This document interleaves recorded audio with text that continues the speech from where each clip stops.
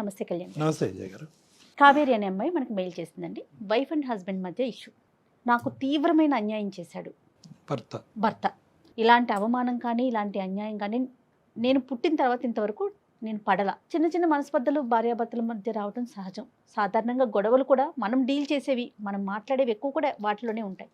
కానీ చాలా కొత్తగా కనివిని ఎరుగని రీతిలో అనిపించింది కళ్యాణ్ గారు. సో అందుకని నెక్స్ట్ కాల్ కింద అమ్మాయిని తీసుకున్నా నేను. ఒకసారి కాల్ చేయండి మేడం, తప్పకుండా.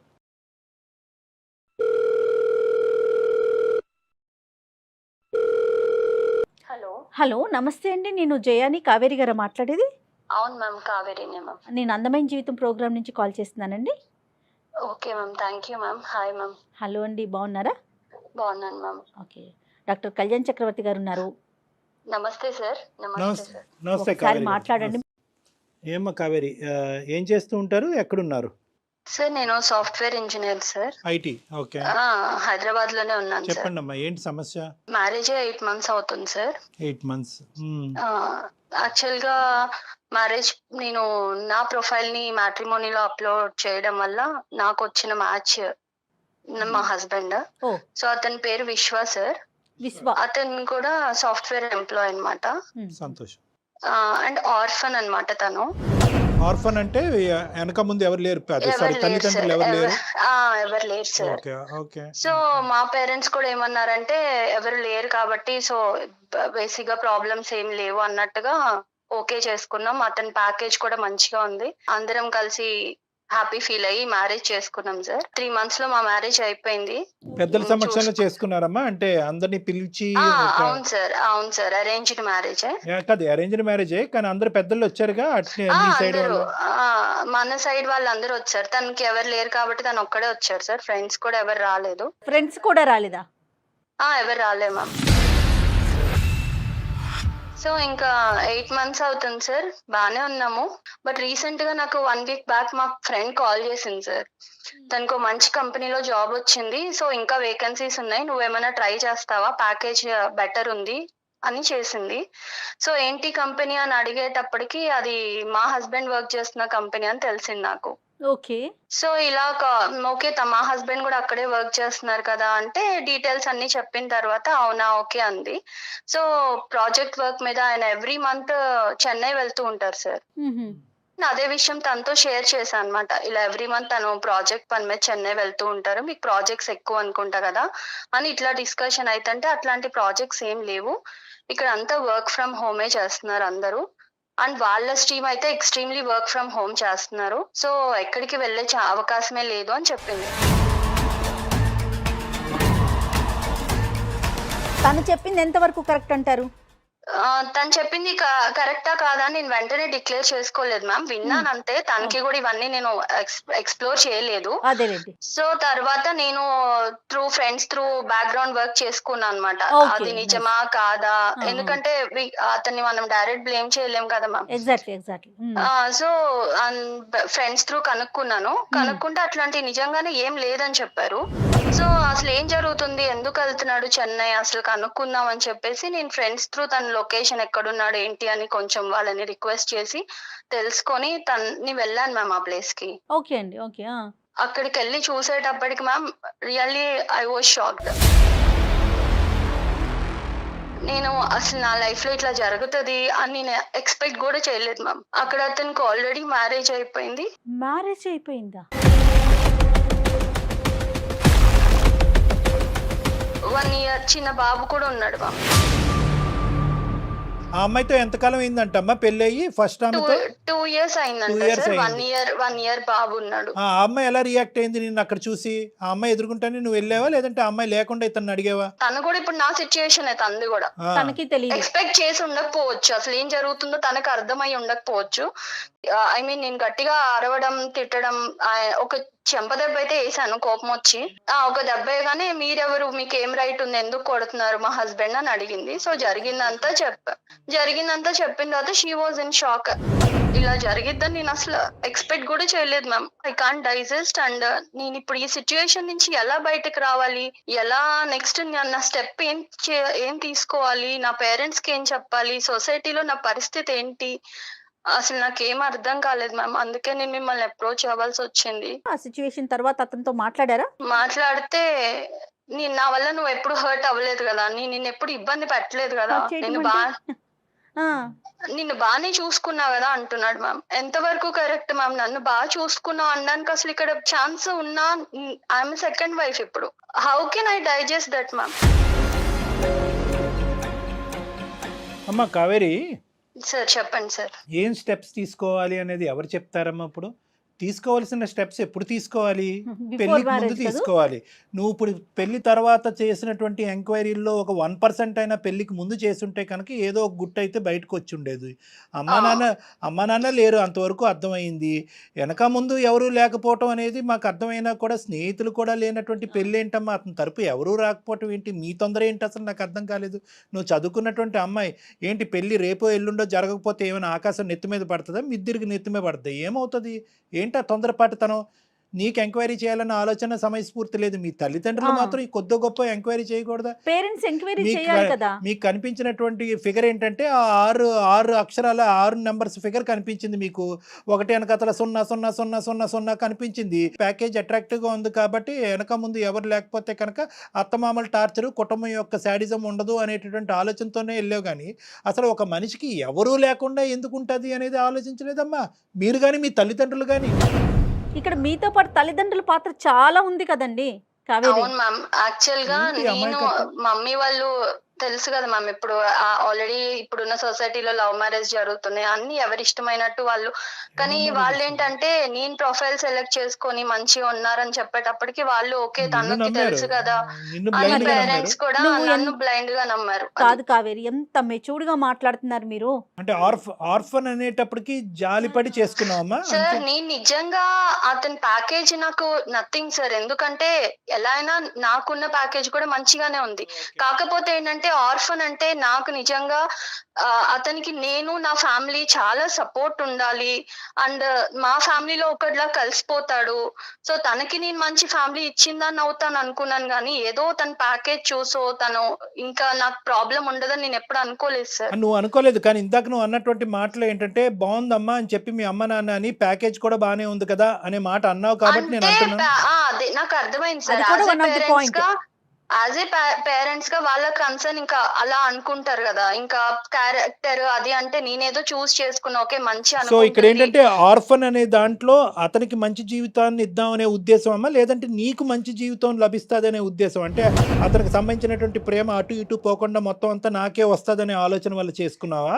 లేదంటే అతనికి ఏకాకి అతను ఎవరికి లేరు కాబట్టి అతనికి నేను ఒక కుటుంబం ఇవ్వాలని? తనకి ఎవరు లేరు కాబట్టి సో మంచిగా చూసుకోవచ్చు, తను మంచిగా ఉంటాడు, మాలో ఒకటిలా ఉంటాడు, తనకు గొప్ప కూడా రిటర్న్ హ్యాపీగా గిఫ్ట్ ఇచ్చాడు ఉంటది. నీకు. మామూలు రిటర్న్ నువ్వు ఇచ్చిన కాదు దానికి కావేరి. ఇవాళ రేపు ఇప్పుడు ప్రతి ఒక్కరు ఫోన్ లో కూడా మాట్లాడుకుంటున్నారు కదమ్మా. వన్స్ ఎంగేజ్మెంట్ అయినా లేకపోతే ఓకే అనుకున్న తర్వాత అట్లా మీ ఇద్దరు మాట్లాడుకోలేదా? అబ్బాయితో నువ్వు మాట్లాడలేదా?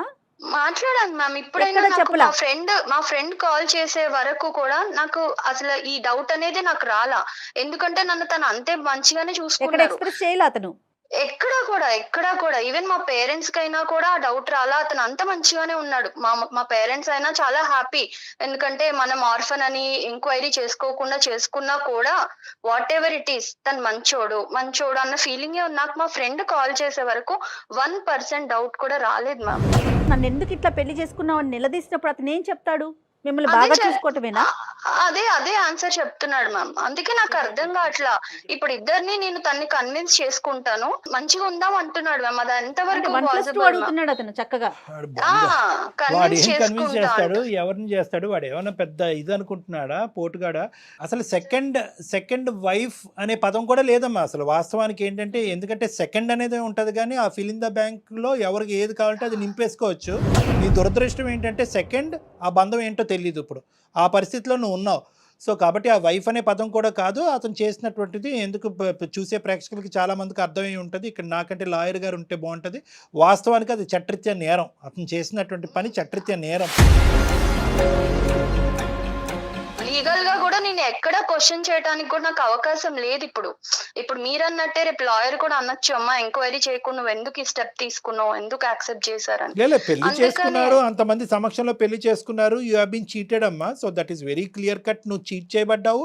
Second marriage is called as bigamy, అది కూడా లీగల్గా నేను ఆ పెద్ద పదాలు నేను వాడిను, కానీ అది కూడా చట్టరీత్యా నేరం. చీటింగ్, రెండో పెళ్లి చేసుకోవటం, రెండు చట్టరీత్యా నేరమే. కానీ ఇక్కడ ఏంటంటే నువ్వేమనుకుంటున్నావు ఇటువంటి పొజిషన్లో, అతను మంచిగా చూసుకున్నందుకు ఏమీ లేనట్టుగా వదిలేయాలని అనుకుంటున్నావా, ఎందుకు ఇలా చేశాడు అనే ప్రశ్నకి సమాధానం వెతుకుతున్నావు? అడగాలి, ఎందుకంటే ఇవాళ నాకు జరిగింది, రేపు ఇంకొక అమ్మాయికి జరగచ్చు కదా.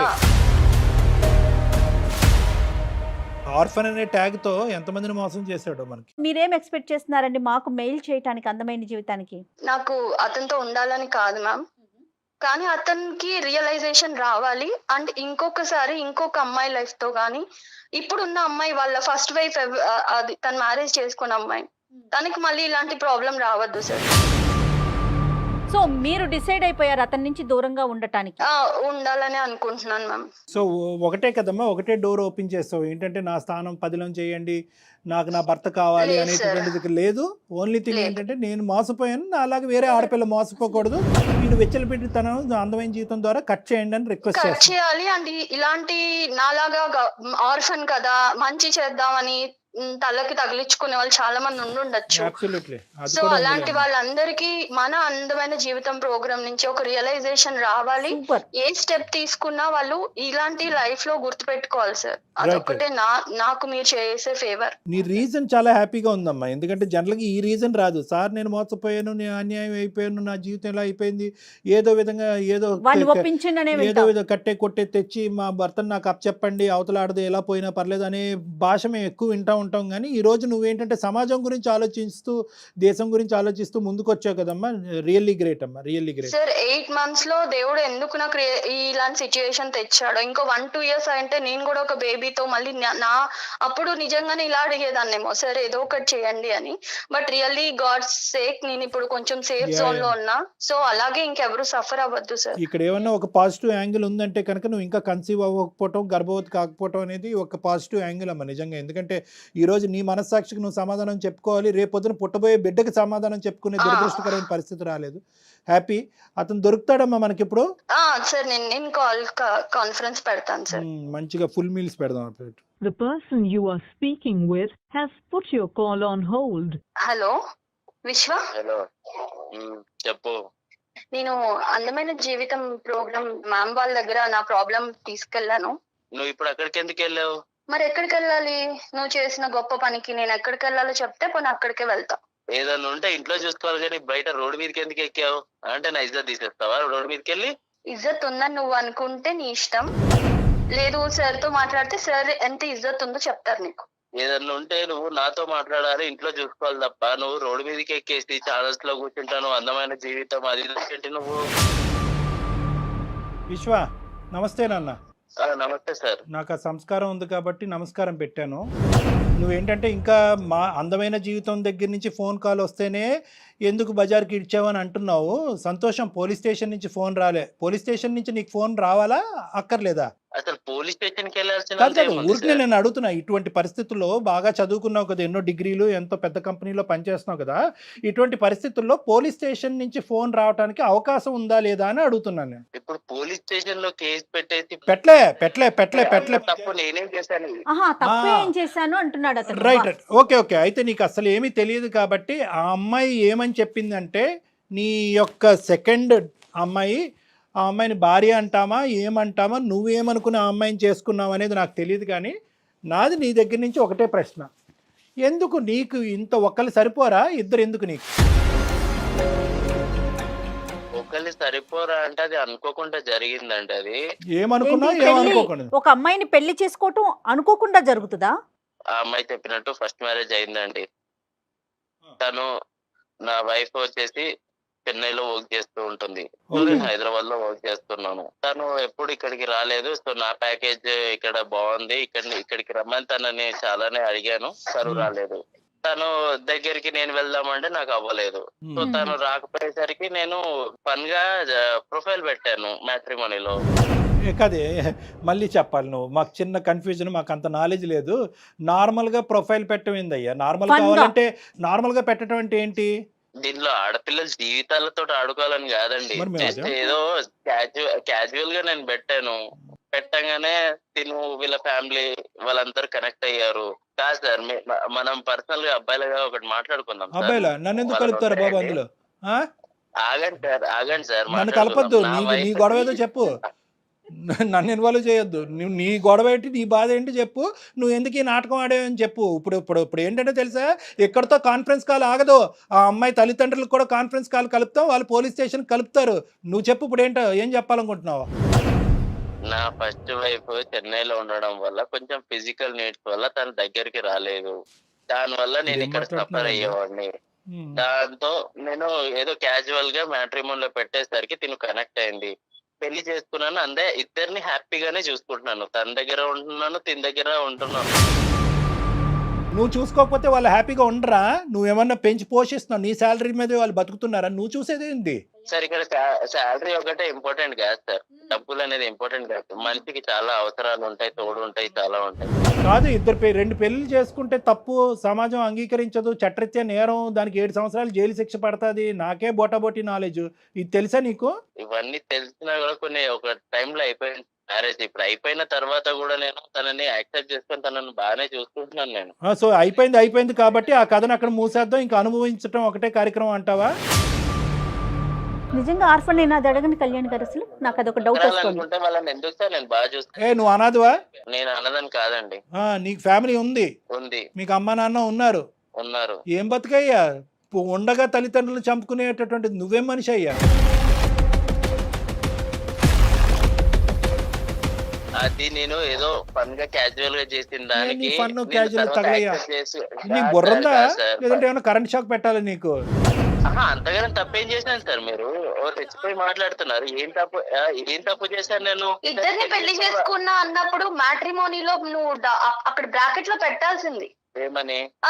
ఆల్రెడీ మ్యారీడ్ అని పెట్టాల్సింది. అప్పుడు ఫన్ ఏ ఉంటదమ్మా. అది అప్పుడు కాదు చాలా సార్. ఫన్ ఉండేది కదా, అప్పుడు అర్థమయ్యేది అందరికి కూడా. ఆర్ఫన్ అని పెట్టి సింపతి కోసం చూడడం కరెక్ట్ కాదు కదా. కావేరి, ఒక్క నిమిషం. నేను ఆర్ఫన్ అయితే ఫ్యామిలీ అయితే నిన్ను బాగా చూసుకున్నానా లేదా అది చెప్పు. ఇప్పుడు ఫ్యామిలీ అయితే నాకు ఒక రైట్ ఉండేది, మీ ఫ్యామిలీ దగ్గరకు వచ్చి లేకపోతే నీకు ఫ్యామిలీ ఉంటే చూసుకున్నానా లేదా? నీకు ఫ్యామిలీ ఉంటే నేను ఇక్కడికి రావాల్సిన అవసరం లేదు, అక్కడ మీ ఇంట్లో వాళ్ళని అడిగేదాన్ని కదా. ఫ్యామిలీ లేదు, నువ్వు ఒక ఆర్ఫన్ అని రోడ్డు మీదకి వెళ్ళిపోతున్నావు, నువ్వు ఇజ్జత్ తీసేస్తున్నావు. వాడికి 2 గిఫ్ట్లు ఇవ్వాలి, ఒకటి కత్తిరే లేదంటే రాడ్, ఈ రెండిట్లో ఏదోటి ఇవ్వాలి.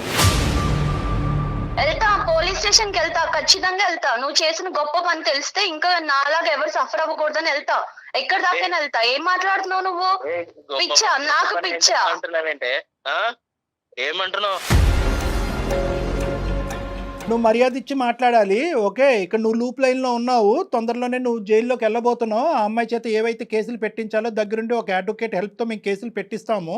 ఆ అమ్మాయి చేసినటువంటి ఒక అమాయక పనికి ఈరోజు బలిపశువు అయ్యింది. ఆ అమ్మాయి మా ముందుకు వచ్చింది. ఎందుకు వచ్చింది? నన్ను కాపాడండి అని రాలేదు, నాలాంటి ఆడపిల్లల్ని కాపాడండి అని సమాజం కూడా వచ్చింది. ఒక ఆర్ఫన్ అని, ఒక అనాథ అని చెప్పి నీ గురించి జాలిపడి చేస్తే కనుక నీకు ఫన్ కావాలా? నీకు ఫన్ కావాలంటే అసలైన ఫన్ ఏంటో తెలుసా? ఏదైతే కట్ చేయాలో నీకు అది కట్ చేస్తే అప్పుడు నీకు ఫన్ను. ఇది కామం, నీకు ఉన్నది కామం. ఇక్కడ 2 చేత కేసులు పెట్టిస్తావు. ఈ అమ్మాయిని రెచ్చగొట్టడం కాదు, ఈ అమ్మాయి చేత కేసు పెట్టిస్తావు, నీ చేత ఓసలు లెక్క పెట్టిస్తాం. ఏం బ్రతుకురా బాబు నీది? ఏం బ్రతుకు? ఇదేనా బ్రతుకంటే? ఉన్న తల్లిదండ్రులను చంపేస్తావా? నీకు ఆడపిల్లలు ఉంటే చాలా. పిచ్చిదాన్ని అనుకుంటున్నావా? ఏదో ఒక్కసారి జాలిపడి ఆర్ఫన్ అని నా లైఫ్ లో నీకు ప్లేస్ ఇచ్చాను. ఇచ్చింది నువ్వు నిలబెట్టుకోకుండా నువ్వు ఎలాంటో బయటపడిన తర్వాత నీ మాటలు మాట్లాడడం కూడా అనవసరం నీతో. Direct sir please. ఎలాంటోడు అంటున్నావు ఏంటి? బాగా చూసుకోలేదా నేను? ఏంట్రా, అది ఎవరైనా చూసుకుంటాడు రా బాబు, ఎవడైనా చూసుకుంటాడు. కట్నం ఇచ్చి పెళ్లి చేస్తే ఎవడైనా చూసుకుంటాడు, నువ్వే కాదు. సంబంధాలు ఉన్నాయా? చాలా సంబంధాలు ఉన్నాయా? నేను తర్వాత ఎవడైనా చూసుకుంటాడు అంటున్నావేంటి? ఎవడైనా అంటే కట్నం ఇచ్చి పెళ్లి చేసుకుంటే ఎవడైనా చూస్తాడు నీలాంటోడు, అర్థమవుతుందా? దానికి పెద్ద నువ్వేదో గొప్ప చేసేసినట్టు నన్ను తెగ అర్థమవుతుందా? నేను కేసులు పెడతాను అది చేస్తాను అంటే రెచ్చిపోతున్నావు అక్కడ ఉండి ఏమీ రెచ్చిపోవట్లేదు. ఆ అమ్మాయి మేము రెచ్చగొట్టలేదు. ఆ అమ్మాయి రెచ్చిపోవాల్సినటువంటి అవసరం లేదు. ఈ అమ్మాయి మాట్లాడేవన్నీ వాస్తవాలే. ఆ అమ్మాయి ఏమీ కలగని మాట్లాడట్లేదు. ఆ అమ్మాయి సమాజం గురించి పోరాడుతుంది. ఆ అమ్మాయికి 210% మా సపోర్ట్ ఉంటుంది. నీ లొకేషన్ కూడా మేము ఇప్పుడు ట్రేస్ చేసాం. నువ్వు ఎక్కడున్నావు అనేది కూడా మాకు తెలుసు. తొందరలోనే నీ దగ్గరలో ఉన్న పోలీస్ స్టేషన్కి వెళ్ళి లేదంటే అక్కడి నుంచి ఇక్కడ నువ్వు ట్రాన్స్పోర్ట్ అవ్వాలి. ఇటువంటి చర్యలు మేము తొందరలోనే తీసుకోబోతున్నాం. నువ్వు జాగ్రత్త. ఇవాళ రేపు ఇద్దరు భార్యలను ఎవరైనా పెళ్లి చేసుకుంటున్నారా లేదా? అరే బాబు, ఏ దేశంలో ఉన్నావు, ఏ ప్రపంచంలో ఉన్నారా బాబు? ఇద్దరు భార్యలను ఎవరు చేసుకుంటారా బాబు? మీరేం సార్ ఇంకా సింగిల్ భార్య సింగిల్ వైఫ్ అన్నట్టు మాట్లాడుతున్నారు? అలా కాదు, మీ కుటుంబంలో ఇది ఆనవాయితీయా? కుటుంబం గురించి ఎందుకు సార్? కుటుంబం మానవైతే కాదు మరి సార్. నువ్వు అంటున్నావు కదా ఇది కామన్ కదా, మీరు మగవాళ్ళే కదా సార్, మీకు ఇద్దరు ఉండొచ్చు కదా అని అంటున్నావు కదా. ఇటినండి, ఒక అమ్మాయి నన్ను సాటిస్ఫై చేయలేదు, నేను రెండో పెళ్లి చేసుకున్నాను. నీ సాటిస్ఫాక్షన్ కి లిమిట్ ఉందా? దానికి లిమిట్ కూడా లేదా? అంటే నీకు తెలియదు నాకు లిమిట్ ఉందా లేదా అని? నాన్న, ఇది సమాజం. ఓకే, ఇది ఒక సమాజం, ఇది ఒక సాంప్రదాయం ఉంటుంది, ఇక్కడ ఒక చట్టం ఉంటుంది. ఒకరికి ముగ్గురు నలుగురు అనేటటువంటిది వర్కౌట్ అవ్వదు. ఎలా పడితే అలా పెళ్ళిళ్ళు చేసుకోవటం ఫన్ అండి, క్రేజీ అండి, క్యాజువల్ అండి అని నువ్వు ఆడేటటువంటి పదాలు సమాజం అంగీకరించదు. దానికి శిక్ష పడుతుంది. అసలు ఇవన్నీ మీకు తెలుసా? చదువుకొని ఉద్యోగం చేసిన మినిమం నాలెడ్జ్ కదా, ఇవి తెలీదా మీకు? ఏంటి ఫన్ను క్యాజువల్? నీకుంటుంది, జైల్లో ఉంటుంది ఫన్ను క్యాజువల్. కావేరి, నేనేమనుకున్నానంటే ఇంత చెప్పిన తర్వాత, ఇంత మాట్లాడి, ఇంత గర్జించిన తర్వాత ఎక్కడో చోట కొద్దిగైనా కూడా అతనికి కొద్దిగా కనువిప్పు కలుగుతుందేమో, పశ్చాత్తాపం పడతాదేమో, బహుశా ఎవరితో అన్నా మాట్లాడి ఆ శిక్ష ఏమైనా తగ్గించచ్చేమో అనుకున్నాను. కానీ అతను నన్నే అంటున్నాడు, సార్ మీరేంటి సార్, మీరు ఇంత క్యాజువల్గా ఒక్కరితో ఎలా ఉన్నారని నన్ను అడుగుతున్నాడు. తన వే ఓకే, నేను కూడా రేపు రెండో పెళ్లి చేసుకుంటా మ్యామ్. నాకు రెండో హస్బెండ్ లా ఉంటాడా? చెంప పగలకూడతా? నీ ప్రోటోకాల్ నీకుంది. ఆడవాళ్ళు రెండోది చేసుకుంటే చంపలు పగలగొడతారు, 2, 3, 4 చేసుకుంటే మగవాళ్ళకి మాత్రం ఏం అనకూడదు. ఎందుకంటే నిన్ను మంచిగా చూసుకుంటున్నాను, అది సరిపోదా అనేది. సార్ నేను మంచిగా చూసుకుంటాను సార్, మంచిగా చూసుకుంటా తన్ని కూడా. నేను ఇంకో పెళ్లి చేసుకుంటాను సార్. నాకు తను అలా ఉంటానంటే నాకు కూడా ఓకే సార్. ఏంటిది, ఏం మాట్లాడుతున్నావమ్మా? నువ్వు వేరే పెళ్లి చేసుకుంటావా? సెకండ్ గా నేను ఉండాలా? అసలు నీ ప్రాబ్లం ఏంటి చెప్పు. ఫైనల్ గా నీ ప్రాబ్లం రామాయణంతో చెప్పిన తర్వాత రాముడు సీతకి ఏమవుద్దని అడిగినట్టుంది. ఏమయ్యా నీకు? అవును కావేరి, నేను ఏ రోజన్నా నిన్నేమన్నా అన్నానా? నువ్వు అన్నావా, ప్రేమగా చూసావా, ఇవన్నీ సెకండ్. నేను కూడా నిన్ను అంతే ప్రేమగా చూసుకుంటా, అంతకన్నా డబుల్ ప్రేమగా చూసుకుంటా. నేను కూడా ఇంకో పెళ్లి చేసుకుంటా. ఎలా నువ్వు అసలు నీకు అంత ధైర్యం ఉంటే ఇంకొక ఆడపిల్లని లైఫ్ లోకి తీసుకున్నావు? అసలు నీకు బ్రెయిన్ పని చేయట్లేదని నాకు అర్థమవుతుంది. కానీ నీ అంత క్రాక్ గా నేను మాట్లాడలేకపోతున్నా. అర్థమవుతుందా? అసలు నీకు పెళ్ళే, నిన్ను నమ్ముకుని ఒక అమ్మాయి అక్కడ ఉంది విత్ కిడ్. నా ఫస్ట్ వైఫ్ దగ్గర నాకు ఎలాంటి హ్యాపీనెస్ లేకుండా, ఇప్పుడు నాకు నీ దగ్గర నుంచి హ్యాపీనెస్ లేదు. మరి నాకు హ్యాపీనెస్ లేదు. ఆ అమ్మాయి అయితే నీతో ఉండాలని అనుకోవట్లేదు. అది చాలా దూరం మాట. అది నువ్వు కల్లో కూడా ఊహించుకోవద్దు.